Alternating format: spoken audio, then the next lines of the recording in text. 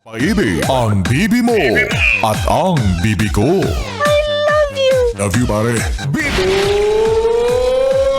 Bibo! Sino itong kakilala mo na ang hilig-hilig mamunas sa mali ng iba? Pero yung sariling pagkakamali niya ay hindi niya nakikita. Hala? Bulag-bulagan, ha? Piring-piringan ng laro, ha? O yung mga ganyang klase ng tao, ang sarap-sarap lagaruhan ng salamin. Diba? Anong klaseng salamin ba, Biboy-Bibo? Pwedeng salamin sa mata. Diba? Para malinawan siya sa mga sariling pagkakamali niya. Ganon. O hindi naman kaya salamin sa mukha.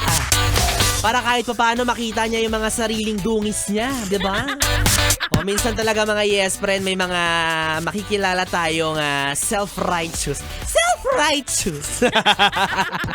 Diba? Na yung mga taong magpaparamdam sa'yo na anak siya ng Diyos. Tapos ikaw pamangkin lang, ganon. O ito yung mga klase ng mga tao na nakakatakot pakitaan ng pagkakamali. Oo! Kasi talaga namang idudot-dot nila sa pagmumukha mo yung pagkakamaling nagawa mo.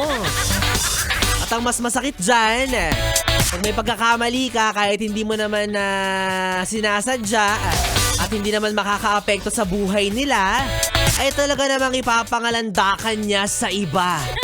Oo, yung sasabihin niya, uy, nagkamali si Biboy-Bibo. Uy, tignan nyo to. Send agad sa GC, usap-usapan agad sa, ay nako, chismisan agad sa pantry. Oh, taray, may pantry ang company. Sana all. Diba? Pero pag siyang nagkamali, dapat quiet ka lang. Dapat huwag mo pagsasabi sa kahit kanino. Dapat kunyari, hindi mo na-witness yung pagkakamali niya, dapat hindi mo pupunahin. O, diba? Ganun siya ka-perfect. Perfect siya. Okay, ito na naman yung reminder natin, no, mga yes friend. Na kung biktima ka ng mga ganyang klase ng tao, yung pinupuna yung mga pagkakamaling nagagawa mo, ay okay lang, no? Okay lang na magkamali. Walang problema kung nagkakamali ka kasi wala namang taong perpekto. Maliban kay... Yan, na Biboy-Bibo. Ay, nako. Kaya ikaw, yes friend, wag kang matakot na magkamali, ha?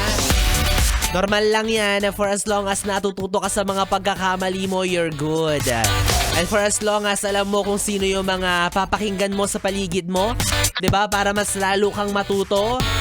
Oh, yan yung mga klase ng tao na lapitan at samahan mo. Huwag yung mga taong feeling mo tinutulungan ka lang. Or lumalapit lang sa'yo para meron silang makuhang chismis tungkol sa buhay mo. 'Di ba? At kanino ka pa nga ba makikinig? Hindi kay Biboy-Bibo. Dahil nga, perfect ako. Perfect para sa'yo, ha? Banat pa ng gano'n? Banatan niyo ako, ha? Yes, friend, kapiling mo na ang bibi mo sa radyo, ang DJ na mabilis bumayo, ang dila sa mikropono. Ako po si DJ B-Boy.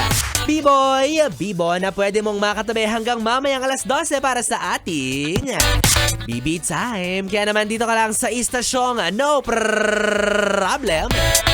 Ang 101.1 Yes FM. Solid. Oras natin 9:36.